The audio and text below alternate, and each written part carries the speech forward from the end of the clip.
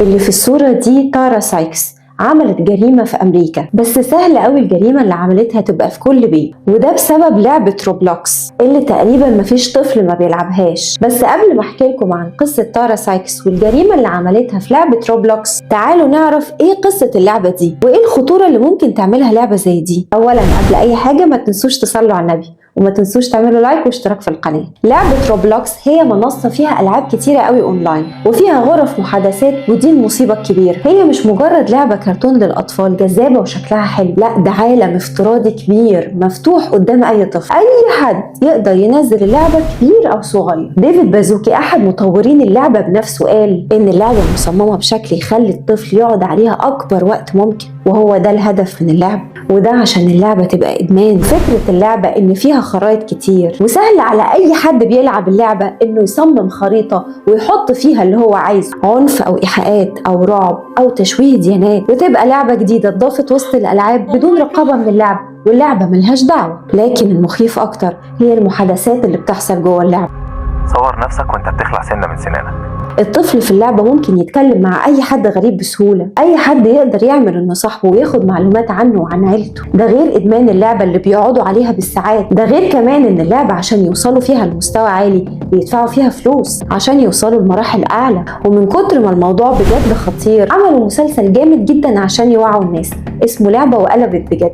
المسلسل ده جامد بجد، لازم تشوفوه. اللعبة دي حرفيا حصل من وراها جرائم كتيرة قوي، زي الابتزاز الإلكتروني اللي حصل ليوسف المسلسل لما حد اخترق تليفونه وصور مامته وهي بلبس البيت، وطلب منه 5000 جنيه يا إما هيبعت صور مامته لزمايله في المدرسة، وقال له لو فكرت تقول لباباك هجيلك وهقتلك. فيوسف عشان طفل خاف وسرق أهله، وده اللي حصل مع يوسف في المسلسل. لكن اللي حصل في الحقيقة أبشع بكتير. في سنة 2024 وفي ولاية فلوريدا في أمريكا، في عيلة أيدن وصوفيا، ودول متجوزين من 11 سنة. كانت صوفيا لسه جايبة بيبي جديد من شهرين، وعندها إيميليا 10 سنين. وإيميليا كانت زي باقي الأطفال دايما قاعدة بتلعب في أوضتها على لعبة روبلوكس، وطبعا وجود طفلة جديدة خلاها تغير منها، فبقت بتقعد في أوضتها على لعبة روبلوكس بالساعات. ولاحظوا باباها ومامتها إنها دايما سرحانة زي ما تكون بتفكر في حاجة، لغاية لما في يوم صوفيا مامتها سمعت صوت قوي زي ما تكون حاجة وقعت، فجريت صوفيا عشان تلاقي بنتها الرضيعة واقعة على الأرض ومغمضة عينيها، وبنتها صوفيا واقفة جنبها وخايفة جدا. وأخدت صوفيا بنتها الرضيعة وجريت على المستشفى، وهناك دخلوها العمليات بسرعة لأنهم اكتشفوا إن الطفل حصل لها كسر في الجمجمة، وده بسبب قوة الخبطة. ولما وصلت الشرطة عرفت إن إيميليا الأخت الكبيرة هي اللي رمت أختها الصغيرة، وافتكروا إن ده بسبب الغيرة، لغاية لما إيميليا قالت إن هي اختارت أسهل حل، وإن كان قدامها 3 اختيارات: يا إما ترمي مية مغلية على أختها الصغيرة لحد ما تموت، يا إما تضربها بسكينة،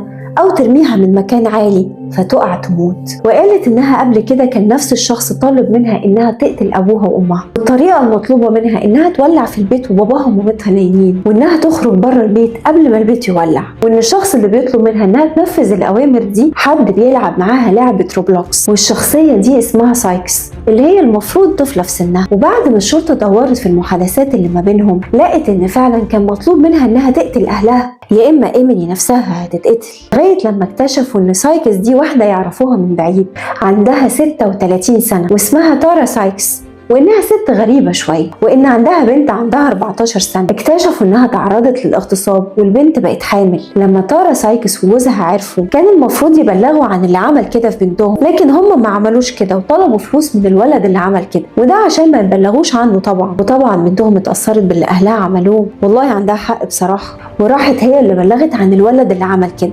وطبعا بقت فضيحة للأب والأم، والناس اللي كانوا يعرفوهم كلهم انتقدوهم وبعدوا عنهم وبقوا مش عايزين يعرفوهم تاني، وبصراحة ده أقل واجب يعني. فقررت سارة تايكس إنها تنتقم من كل العائلات اللي انتقدوها وعملوها وحش. وأول عيلة ابتدت بيها هي عيلة أيدن وصوفيا، وقررت إنها تخلي بنتهم هي اللي ترتكب الجريمة عشان تعرف إن الموبايل ممكن جدا يكون سلاح، والطلقة هي ابنك اللي عدوك هيخلص عليك بيه. وعشان هي عارفة ان إيميليا بتحب تلعب لعبة روبلوكس، دخلت وعملت اكاونت باسم وهمي على انها طفلة عشان تعرف تتصاحب عليها، وواحدة واحدة بقت بتهددها انها هتقتلها لو ما نفذتش اللي قالت لها عليه. وطبعا عشان إيميليا كانت طفلة فكانت بتخاف، واتقبض على تارا سايكس وراحت في 60 ده. وده ما حصلش في امريكا وبس، في العراق طفل عنده 14 سنة عمل لعبة جوه لعبة روبلوكس وعمل غرف سرية جواها، وبقى بيلعب مع الأطفال ويستدرجهم في الأول على إنهم بيلعبوا تحديات عادية، وواحدة واحدة التحدي يبقى أصعب، يطلب منه إنه يأذي نفسه بإنه يكتب على إيده بالموس ويصور نفسه وهو بيعمل كده، اللي يرفض يهدده بالقتل